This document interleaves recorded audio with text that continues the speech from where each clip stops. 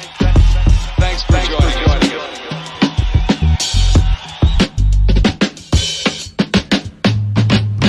Hey there, everybody. Welcome back to a Rendezvous at the Forum. This is going to be episode 6. This is Tyler. Probably become familiar with me by now.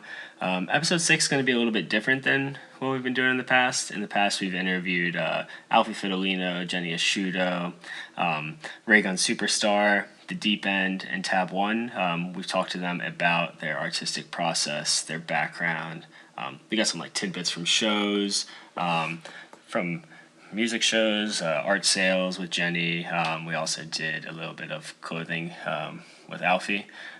This one's going to be a little different. We're going to be talking to Melissa, the chair of the Carolina Abortion Fund. So she essentially serves as the president of the organization. You probably know, or probably have heard, if you have not, you probably just got out of a coma, that Roe v. Wade was overturned on June 24th, 2022. So the case in hand was Dobbs versus Jackson Women's Health Organization. The essential decision was that there's no constitutional right to an abortion in the United States. So it kind of kicks it back to the states where many states in the South, looking at you, Mississippi, Texas, plenty of others. I don't want to miss anybody because there's plenty of people who have lost access, but plenty of other states have trigger laws that have gone into effect which have essentially outlawed abortion immediately or will do so in the coming weeks. So we have two different Americas, one that at least nominally has the access to abortion, even if it's hard for many rural people, people in rural areas, or people with not a lot of financial resources to get those abortions, and another where it's just completely outlawed, and that no other way to say it than that is fucked up. Birthing people have lost a part of their autonomy, and we should be scared. The ruling took into case the 14th Amendment, the right to privacy that was stated by the justices, which has laid the groundwork for the right to contraception, gay marriage being universally recognized in this country, and a lot of other rights, something we should be really concerned about. Anyways, I don't want to do all the talking here. We're going to have Melissa on. Melissa's from the Carolina Abortion Fund. If you're not familiar with the Carolina Abortion Fund, Melissa is going to tell you more about it. I'll briefly just tell you that they essentially they operate a confidential toll-free hotline that provides financial, practical, and emotional support to callers in North and South Carolina trying to access abortion care. So that toll-free number is 855-518-4603. And yeah, they're a critical organization right now, essentially just helping people get hotels or get service to get to where they need to have abortion care, to get the ultrasounds that are necessary in North Carolina, particularly having health care for their children if they have children already, and just they're doing a tremendous job. They can't help everybody, obviously, and it's to be decided whether they can help people from other states, but I do recommend that you go to carolinaAbortionFund.org, and if you can donate, if you have the resources, donate some money, become a recurring donor, and just help this organization.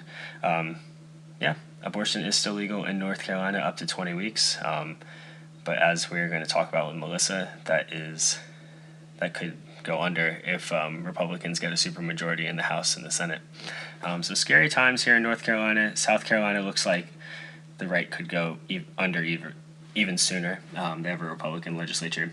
But we're going to talk about politics a little bit. We're going to talk more about the threat to autonomy that birthing people are facing, what the Carolina Abortion Fund does, and how you can help. We appreciate you taking the time to talk to us. Obviously, we're sure that you're inundated, like a lot going on right now. Yeah. We just wanted to. Yeah, this is Lucas. I'm Tyler. We thought it would be important, nice time to talk. Well, not nice, but important time to talk to you. Obviously, in the wake of Dobbs versus Jackson, overturning the right to reproductive autonomy, essentially, the right to abortion. Could you just tell us your initial reaction to hearing about Roe v. Wade being overturned? I know it kind of like leaked in the press a while ago, but I don't know if just your general reaction to it. I mean, this, even the leak wasn't a surprise to those of us who have been working with reproductive organizations or supporting folks trying to get access to abortion. Because, I mean, it's funny, I'm drinking my coffee out of one of our coffee cups that was not planned, that says the South has been post-Roe, because people, even if you have a right, you may not have access to that right for lots of different reasons, whether it's racial or economic, or just because abortion has been so restricted even under Roe that, your state may only have one abortion clinic, as is in the case in Mississippi, the Jackson's Women Health Organization who Dobbs brought the case against. So. Mm-hmm. Yeah. Yes. And I've read a little bit, actually. I guess I didn't really fully understand the full grasp of like that one organization that was open, because I know they've been allowed to stay for the last 10 days and it's been hell out there. Like pandemonium. Yeah. Yeah. And, for us, I think it's more difficult unless you're paying attention or have been paying attention to these issues. But, anti-abortion politicians, legal mechanisms, et cetera, have been trying to restrict abortion since Roe. Right. And that really started heavy, I would say, in the late 70s, coming out of the Nixon era. The Hyde Amendment, which restricted federal funds to pay for abortion, was enacted in 1978. And so poor folks have not been able to use, say, Medicaid to pay for abortion I was born in 1977, so for 44 years already. But also in terms of like the Supreme Court and thinking about the legal access issues, there was a case in 2020 that came out of Louisiana, June Medical versus Russo, that was poised to overturn precedent. Now, they didn't specifically ask the court to overturn Roe, as what happened eventually with Dobbs, right? But when that case came down, I remember, and I think my lack of reaction to Roe being overturned right now comes out of being relieved significantly when the court upheld Roe in June, which was in June 29th, 2020. And I remember like crying with relief, because even if you like don't have access, even if you have a legal right, losing the legal right, that's the floor. Yeah. So if we lose the floor, it makes it like 10 times worse. Access is already bad. Mm-hmm. And so it makes it 10 times worse, especially for folks who are already impacted by so many other intersectional inequalities, right? Race, Black women and femmes are going to be impacted. LGBTQ individuals trying to get care are going to be impacted. Poor folks, people who don't have money. So by the time we got to the Dobbs leak in May, it was like, okay, it's go time. We've been planning for this for years. So seems like a conservative effort. Like, I mean, good. You said back to Reagan, or I think you said Nixon, but even. Yeah. I mean, because I didn't realize the Federalist Society was created in 1981, and you can take all these justices back to that essentially. That's right. Yeah, which is sad. And people forget. It's funny because I had forgotten this too, and I'm an educator, so I kind of like take the long view on history. I love history; that's my jam. But I forgot until I was re-listening to, I wasn't going to listen to the Slow Burn podcast on Roe because I was like, okay, I know all this business, right? But those 4 episodes did a good job of catching the gaps of things that we don't know around Roe or have forgotten.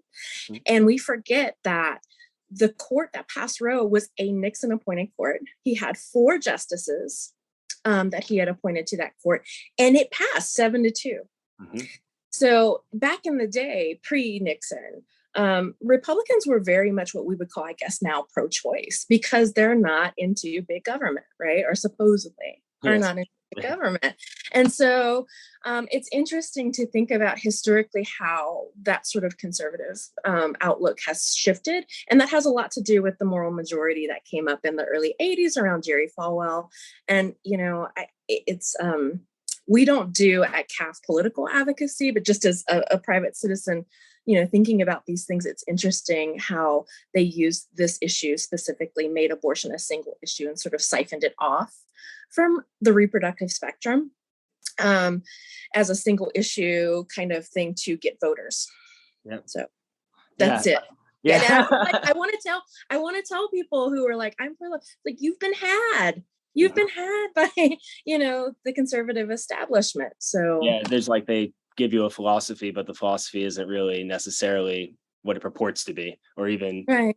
oh yeah, but obviously a big reason we brought here, what we wanted to talk to you today was about the Carolina Abortion Fund. Sure. A lot of people who are going to be listening or reading probably won't have a big idea of what it is. Could you just tell us more about what the Carolina Abortion Fund does? I know you're the vice chair. I'm actually the co-chair. We have my chair. I'm technically the president or chair in terms of our voting, but because our board tries to work on a non-hierarchical sort of way, my vice chair and I like work as co-chairs. So, but I appreciate that. Yeah. Yeah. I mean, I sign all the paperwork. That's about, about my role, right? And just sort of like being a conductor, helping everyone to plug in where they need to be. But the CAF was founded in 2011 by some clinic escorts who noticed that a lot of patients were coming into clinics without the ability to pay for their procedures. Again, some of the things that I talked about, like that have been with us for a long time, like the Hyde Amendment, right, have restricted, folks who are getting abortions many times, and anyone gets an abortion. People of all over the political spectrum, all over the wealth spectrum, everywhere get abortions, but specifically this was harming folks who just don't have access to wealth or to resources that would enable them to pay for their procedures. So these escorts began CAF as a way to help folks to kind of stand in the gap. So we literally, if I had to put it in one sentence, we help, we give people money to pay for their abortion care. Now, what that means is that we cannot, because we don't have big foundational grants backing us. We're sustained, and the money that we give to our callers is all from individual donations, right? We have, for our infrastructure, we do have some grants that pay like our staff. We have a few people on staff who are paid to do this work. The board is a volunteer board and we're a working board. So we kind of jump in and do what we need to do when we need to do it. But all of like when people donate to CAF, your money is going to someone who is seeking an abortion. So we will talk to them about, first of all, what their gestational limit is, because that affects cost. We will talk to them about, how far away they are from a clinic. That's another inequity. If you are, say, like in Mississippi and there's only one clinic, right? How far are you going to have to drive? Do you need childcare? Because a lot of folks who are getting abortions already have families and have children. How much are you going to lose in wages to take the day off? Or if you have, as we do in North Carolina, a 72-hour waiting period, are you going to have to drive to be closer to the clinic to get the counseling you need and wait 3 days to be able to go in for your appointment? Are you going to lose wages that day? Right. So we also give money for practical support, meaning like transportation support, gas cards, food, lodging, that sort of thing. So basically, we are trying to work toward this vision of liberated abortion access in a country where there's not much that's liberated. Yeah. How can people donate? And then we'll dive into more like the nitty of like access in North Carolina, perhaps. Sure. So you can just go straight to our website. That's carolinaabortionfund.org. And we have a donor box page. I would encourage folks, if you can, to sign up to be a monthly sustainer. If you have a lot of money and you want to give a one-time donation, I'm certainly not going to discourage anyone from that. But what really keeps us afloat, and we do need sustained interest, I think whenever, like when the leak happened, or now with Dobbs coming in, we get a lot of rage donations, which is awesome. Like our donations tripled in May. And that's great. But we ran through that money, giving it away to folks, to our callers within a month. Right. So we need sustained folks, even if it's $5 a month, you're still helping someone to access abortion care. Absolutely. I know, well, I'll get to yours in a second about the refugees. But I had a question about just to set that up. So what is like right now? I know that the Roy Cooper has a veto over essentially like being able to outlaw abortion entirely in the state of North Carolina. There's I believe you can get up to 20 weeks an abortion. Yes. And I mean, obviously, yeah. So that's the law right now. Right now, the NC Senate is 28-22 GOP to Dem, and the House is 69-51. So the Republicans essentially need 2 seats in the Senate, 3 in the House for a supermajority that can override a veto and essentially outlaw abortion entirely. With that being said, that kind of sets up what the stakes are politically. What is the actual like reality on the ground? Like how many facilities are there in North Carolina? Where can people actually access it in rural areas? And are you guys? Yeah, we'll start with that, and then a couple more. Yeah, that's actually a huge issue with access. I mean, all over the country, right? And again, you have these states that have, like one abortion clinic, Mississippi, Missouri, some others in the Midwest, et cetera. North Carolina actually does pretty well in terms of clinic availability. We have, I think, last count, 14. Some of those are Planned Parenthoods. Some of those are what we call indie clinics, meaning they are just literally abortion clinics, or they do contraceptive care and STI care. Indie clinics actually do 58% of abortions in the country, as opposed to Planned Parenthood, which does a little less. Planned Parenthood is great and great for comprehensive health care too, but not all Planned Parenthoods do abortion, depending on the state they're in and those kinds of things. So like in the state of Louisiana, there are Planned Parenthoods, but they don't do abortion. You have to go to one of the state's 3 indie clinics in big major urban areas. And we have that urban rural split problem in North Carolina too. So most of your Planned Parenthoods and indie clinics are clustered around large urban areas. Raleigh, right? There's a lot in Raleigh. Charlotte has a lot, because people coming in from South Carolina, even before all this, people were coming from South Carolina, because compared to North Carolina's 14 clinics, South Carolina has, I think, 4. So you kind of can see how like that's a huge issue, right? And how it's, not just that the costs and not being able to use, I mean, some private insurance doesn't cover abortion for folks, not being able to use federal, social welfare programs to pay for your cost of the procedure itself, but then having to, like, say, drive from Columbia, South Carolina to Charlotte. Yeah. How are you going to get there? And especially with gas prices right now. And so we do see like a lot of it's a challenge for folks in rural areas. A lot of the counties in North Carolina do not have clinics that do abortion. And it would be like the utopia would be that just you could go to your, family physician or your hospital or your OBGYN and be able to do this, because it is a blip on the reproductive spectrum, right? Politically, people have made it this single controversial issue. It's just healthcare. I know you had a question about refugee access. Yes. I'm Lucas, by the way. Sorry, I've been shy the whole That's okay. the whole riff. But I was talking to Tyler beforehand about so I work at NC State doing mail, and we just recently had a new coworker who's from Afghanistan, and he has a wife and a kid of 3 months.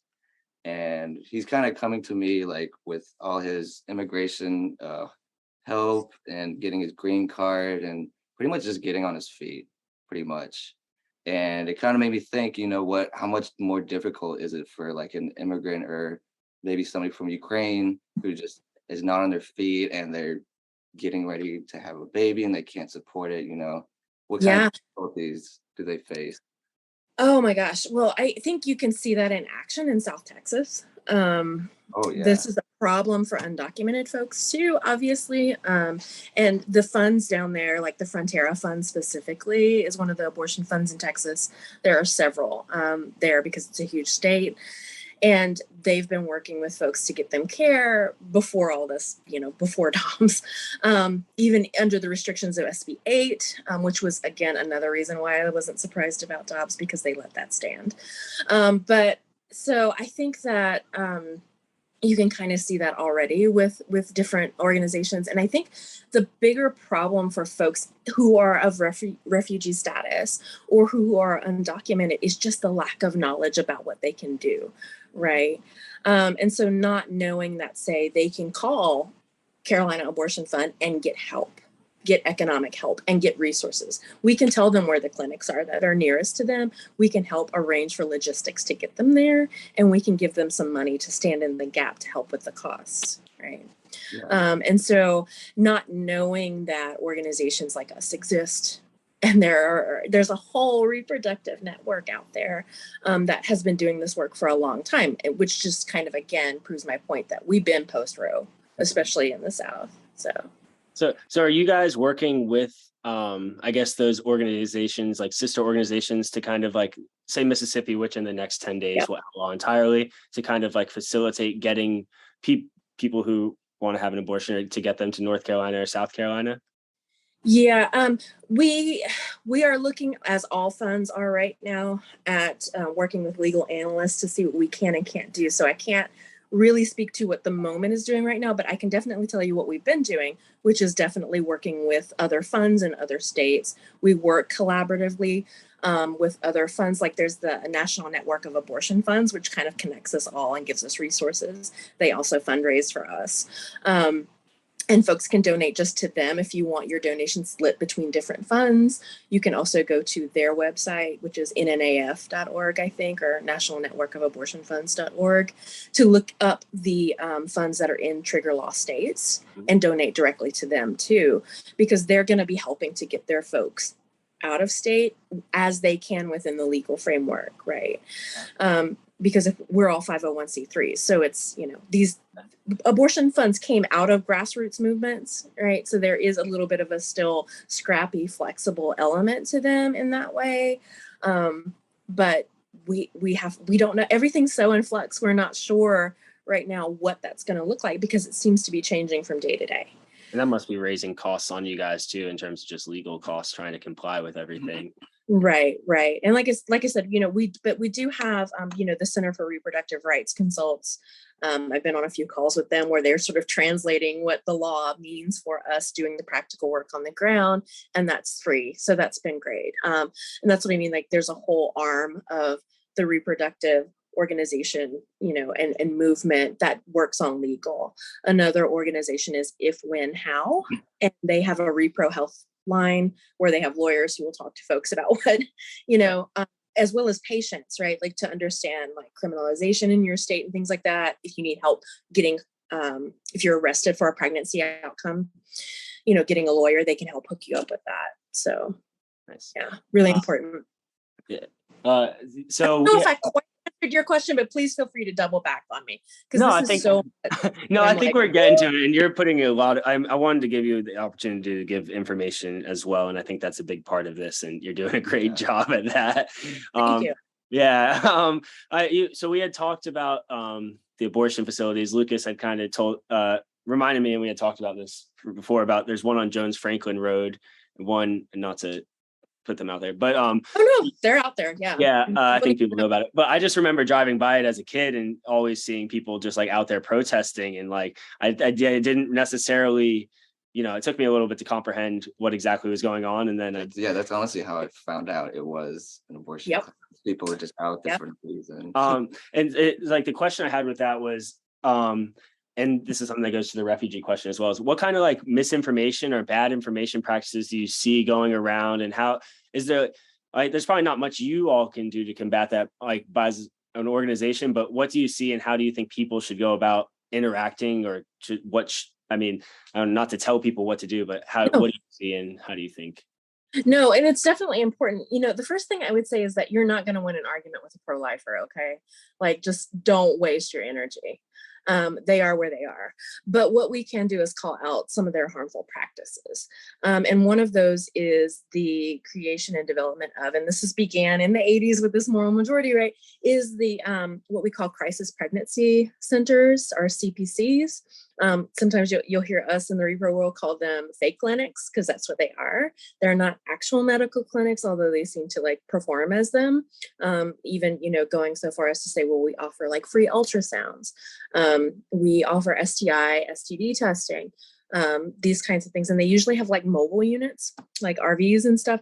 Like, y'all, if you see healthcare in a mobile unit, it ain't real healthcare, okay? Unless it's got the name of your hospital on the side of it. And so just like a lot of people don't realize that. we've had, because a lot of us on the board and who work with CAF are also clinic escorts. So what you're talking about outside of clinics, man, that's old news. Like doing that work for a long time. And I would encourage you guys, since you're in the Triangle, to reach out to the Triangle Abortion Access Coalition. They are a group of clinic escorts who escort at a Woman's Choice in Raleigh and at Planned Parenthood in Chapel Hill. Their point person, Kelsey, she trained me out in where I am.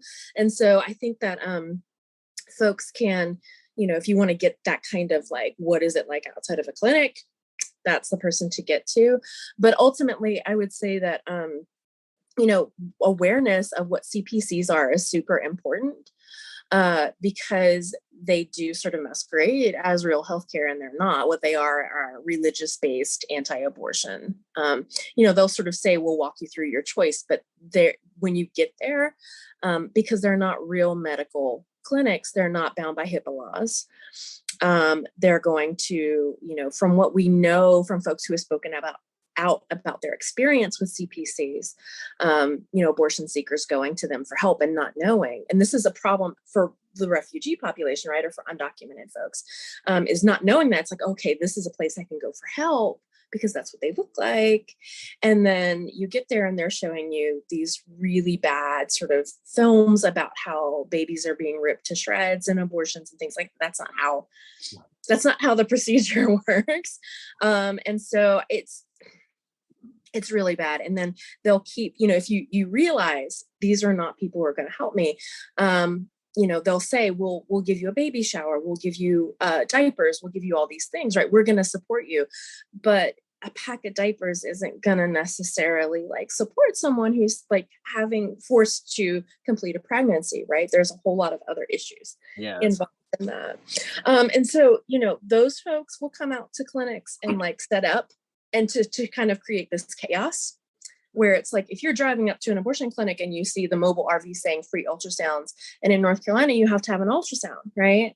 Before you do your procedure, but it has to be done in the clinic where you're getting the procedure done. So you can't go and get an ultrasound at a CPC and bring it to the clinic. You have to have it done, but they're going to like mislead to be like, oh no, come and get the free ultrasound, right? To make it sound like you do. And they use that. They don't tell you everything at all. They use the language of choice. And that's why I have a real problem also with just saying pro-choice. Like, no. Abortion is healthcare. Period. End of story. And, it's because they use that. Well, you have a choice, right? You can come and get your ultrasound here, or you have a choice to keep that. But they use that rhetoric to pull people in. And, a lot of folks who are religious get abortions. So if you are sort of already susceptible to believing or having challenges in thinking about or reconciling getting an abortion within yourself, it's really easy to be misled by those people. So. Yeah.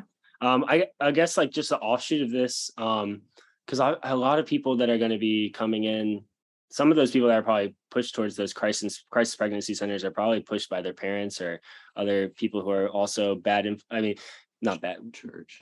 in that moment. Churches or other things. I guess it kind of comes to a question of how are we talking about this in school? What are the rules around talking about this kind of stuff in schools, or what does happen? I don't know. I know in some of the parts of the South, sex education is just terrible. Shit. Yeah, it's just almost shit. I'm a Gen Xer. It was shit when I was in school. It's been shit for a long time. Yeah. So it's just that's not helping either. So it's hard. It's just tough because there's a lot of gaps to be filled. But crisis pregnancy centers, everybody do not go to. Do not. That's just hard because while abortion care cannot be federally funded and we don't get big grants to support, indie clinics can't get big grants to support their work. Crisis pregnancy centers have been given a lot of money, not just by the FED, but by the state. Through these umbrella networks that they work out of. There are these bigger sort of organizations that's what they do. They work towards getting funding for their CPCs and things like that.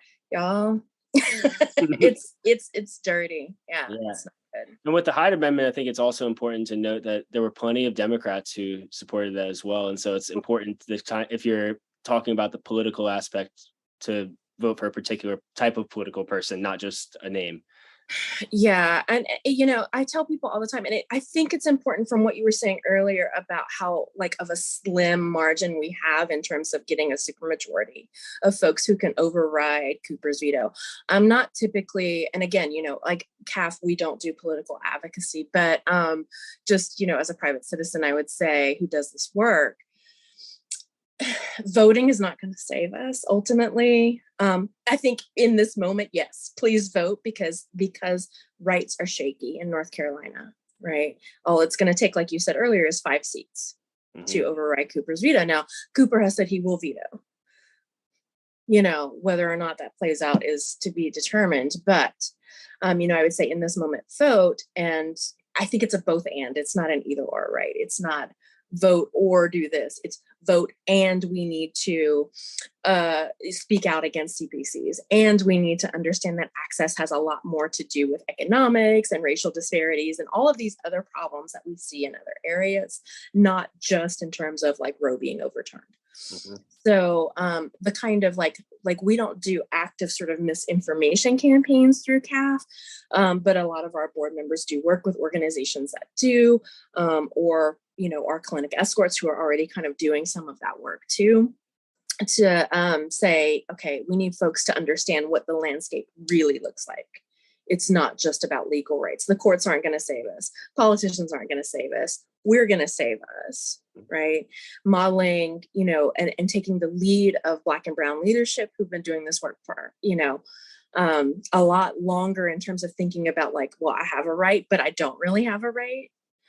And that's what a lot of folks don't understand or think about, especially folks like who look like me, white women who are straightish. Historically, we've centered ourselves and we need to step back and listen to folks who are more impacted by these things. I think that's very important. I think speaking towards that kind of like having a right, but not having the ability to exercise it, infant mortality rates in the South are very, very high. Well, compared to other parts of the country, other parts of the world. Obviously, I just wanted to talk for a moment about the, like actual immediate health impacts or the health impacts that have been going on. Maybe you could just like kind of speak to the like impacts on women and on, infant mortality of like why it's so necessary to have the right to an abortion, kind of how people kind of, a lot of times I think people think of it as just the only thing is terminating the pregnancy and that's the only thing. And that's obviously a part of it. And that's something that people should have a right to. But I think what's swept under the rugs is the actual health impact a lot. So just to that. The South, I mean, and you kind of see this reflected in like, the different, like if you're paying attention to politics, Alma Adams, who's out of, Charlotte congressperson, who's great, has been, working with other congresspersons to like really raise awareness about Black maternal mortality. You're talking about infant mortality, but it's really the health of the pregnant person that's at stake. And between 2013 and 2016, Black women accounted for nearly 80% of pregnancy-related cardiac deaths. This has been a crisis. And we know just like women generally, also queer folks trying to get gender-affirming health care, Black and Brown folks who can't access care because of legal status in the country, et cetera, and so on, right? Typically our pain is not believed or it's under valued in like just even with current providers and stuff. Like if I go to the doctor and I say I have a problem, more than likely they're going to tell me to lose weight. It might have nothing to do with what's wrong with me, right?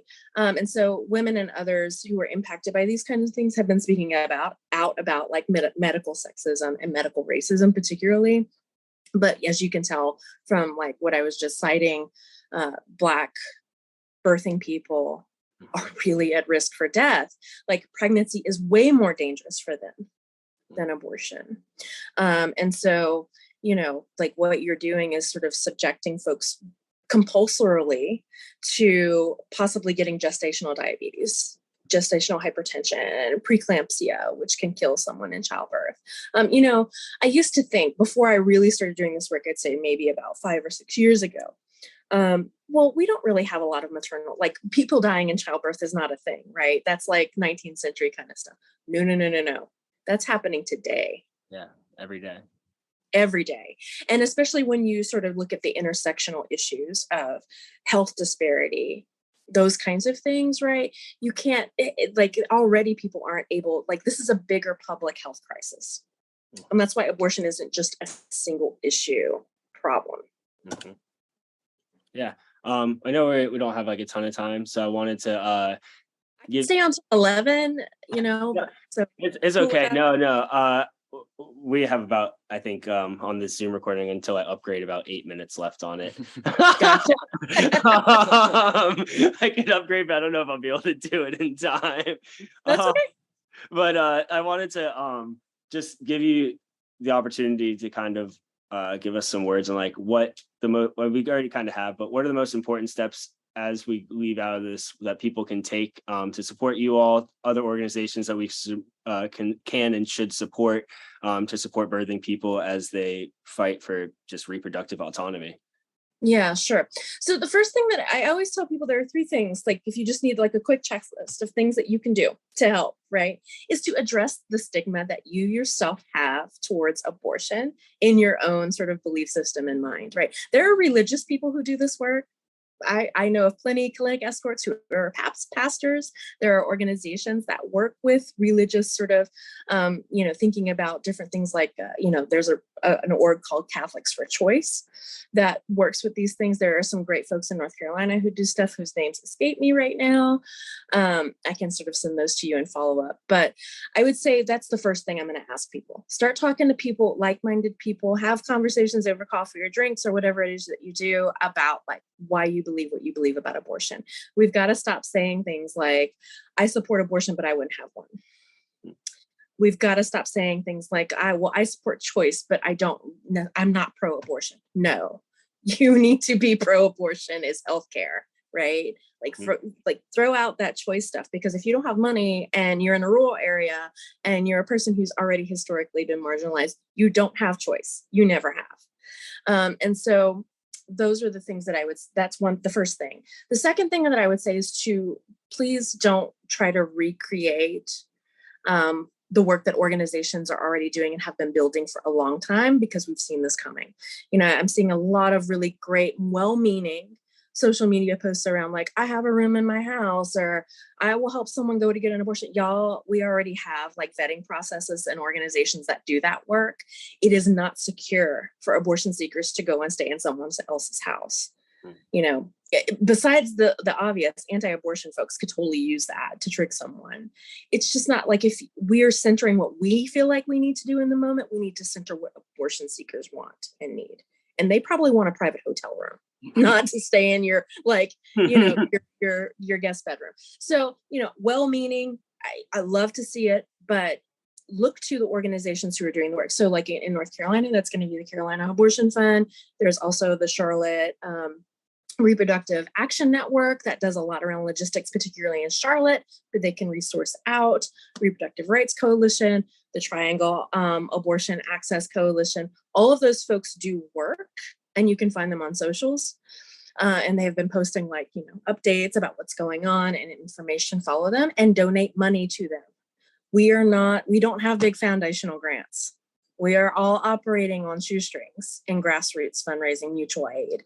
So like I said, even if it's $5 a month, becoming a monthly sustainer is super important.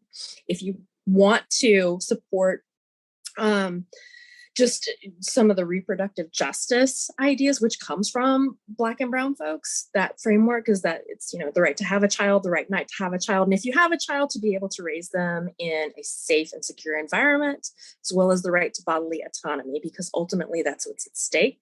It's not abortion, it's bodily autonomy. So Sister Song in Georgia is kind of the leader in this. The people who framed and coined the term reproductive justice began that organization. The North Carolina representative is awesome. She used to be on our board.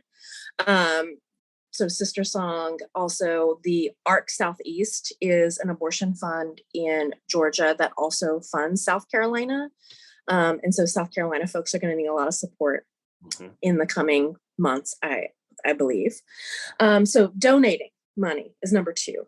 So first, stigma, addressing that. and then donating money, but also just educating yourself. A lot of the things that I've been talking about today, about abortion rights in the US, abortion rights in North Carolina, specifically paying attention to the legislature right now in South Carolina, is something that I would suggest that people do, but then also looking into the history of abortion rights and access, right? The reason why abortion rights tends to be so white heavy is because this is a racial justice issue. This is a white supremacist move, because you want more white women to have more white babies. And yet Black and brown people have been forcibly sterilized throughout history. Overturning Dobbs actually denies the bodily autonomy that was given to Black folks after slavery with the 13th and 14th Amendments. Mm-hmm.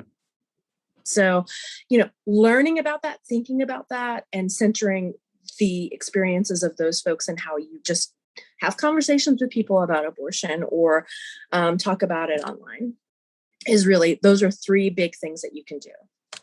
Yeah. Awesome. Thank you very much. I mean, I don't want the conversation. I could keep going all day, I think. I mean, honestly. And we'd be happy to talk to you again. I can even send some other folks different perspectives. Yeah. Definitely we'll reach out for that. I mean, honestly, because I want to keep the conversation going and just because there's so much, we just can't cover it all. Yeah, it's impossible. We could have one, go down a lot of different alleys. Rabbit holes. Yeah.